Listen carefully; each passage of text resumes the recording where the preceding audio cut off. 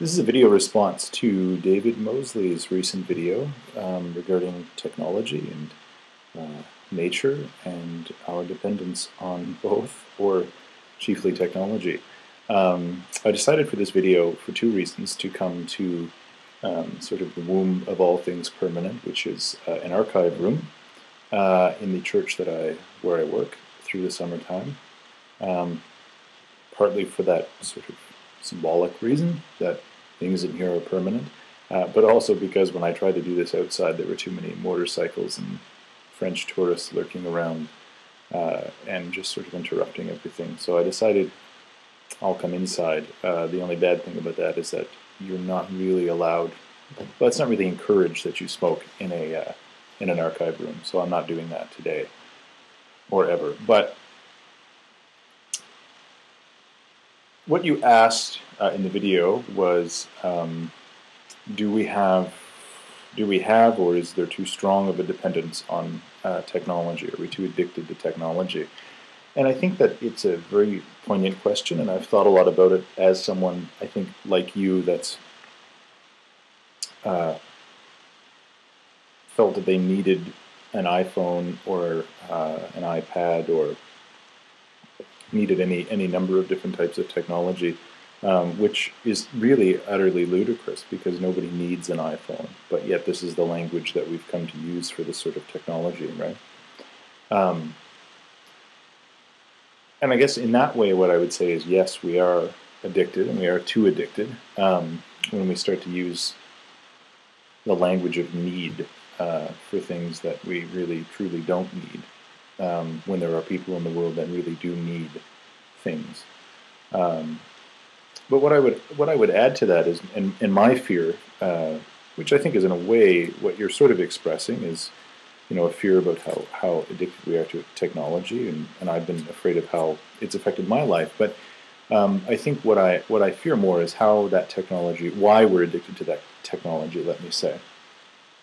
And I think the answer to that, why, is that it's a form of instant gratification. You know, if you want to be entertained and you just don't want to think, turn on your iPad, there's a game, go watch a video here, go watch a video there. You want porn, there's porn. You know, like, there's pretty much anything you could ever wish, you can just get at your fingertips. And that's a real dangerous thing, and it makes us lazy. It makes us uncritical. As I talked about this in my last video, it makes us uncritical of ourselves. It doesn't make us, you know, in any way think. Well, it doesn't really make us think at all. It's just a distraction. And what we become used to is actually just getting everything we want: information, gratification, just like that, just literally at the touch of a finger, and it's there. And that's a kind of, that's something that's very different. I don't think we've ever been able to do that, you know, in the same way. And that's what frightens me more than just kind of having technology, is using it like that. And, you know, it's like YouTube, for example. I have wasted a lot of time on it, but and I wouldn't say I'm addicted to it, but certainly to spending too much time on the internet. But yet here I am being asked and answering what is a very poignant and good question on YouTube. So they have their uses, and insofar I think as we're not using them just for this instant gratification and you know, kind of entertainment, it's okay. The other worry I have with it is the way in which technology can often, and I again talked about this in my last video, sort of drop like a cloak between us and reality. It's a way of putting this like a shield up, a block between us and reality, between us and ourselves. It makes us sort of not have to deal with ourselves if we can just sit there and sort of zone out, you know, and not think. If we don't have to think, we don't have to think about ourselves. We don't have to deal with difficult things, and I think it generally just causes us and causes children to grow up a bit more immature than we have in the past. You also talked about things of permanence, and while I'm in an archive room, I think I want to say something about that. And like you, I'm someone who's, again, gone from what we think to be things that are permanent to things that are definitely more permanent, like keeping journals or carrying notebooks around in our pockets wherever we go. And part of that was inspired by a journal that I found at my grandfather's, who kept them pretty much his whole life, that go back to, I want to say, either the late 1920s or the early 1930s.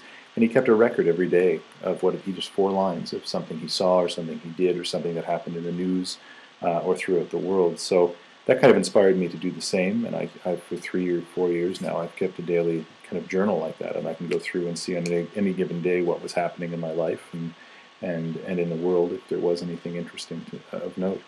But I think a lot about, I'm a photographer, and I do a lot of digital photography, but I think a lot about the fact that I go through countless photographs in archives, through my parents' stuff, through grandparents and relatives' photo collections, and I think to myself, I mean, in whenever I have children, let's say in 20 years, when my children are older, 30 years, what am I going to have to sit down with on a couch and show them from my life?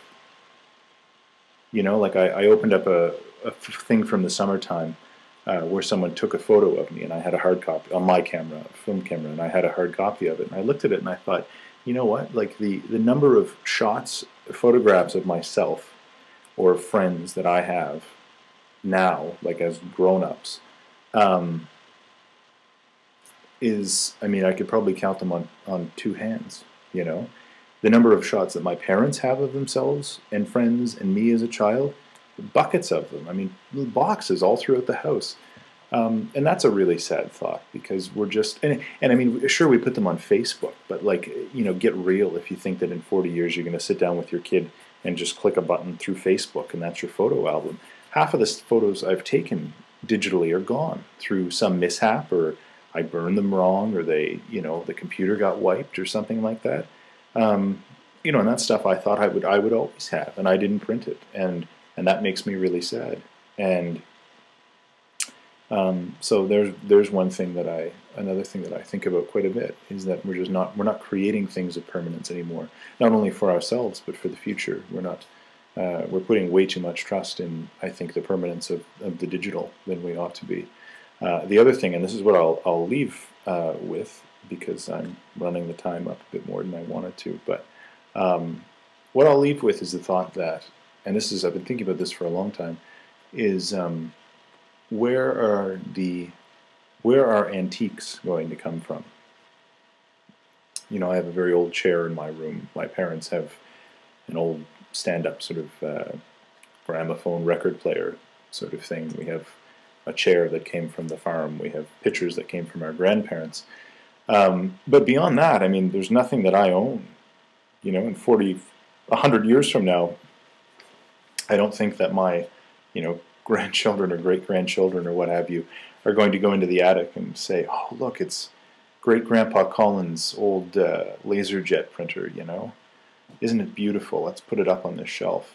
Or there's his old IKEA bed frame. Let's put that in our guest bedroom. When our friends come in, we can say, there's Grandpa Colin's old IKEA bed frame. I mean, that's lunacy, and that's not going to happen, of course. But nobody's making things that'll last. Nobody's making furniture of any permanence. Nobody's making decorations of any permanence. We're just happy to go to the mall and and buy something that is essentially disposable. You might get a few years, but beyond that. And whether that has all come about because of, opulence, increased opulence, people having more money, and just being able to buy and dispose, I don't know. That's a whole other question altogether. But there you go, photographs and antiques. How will our record, sort of your and mine and everybody else out there who's our age, where will that record be made and deposited for the future? I don't know.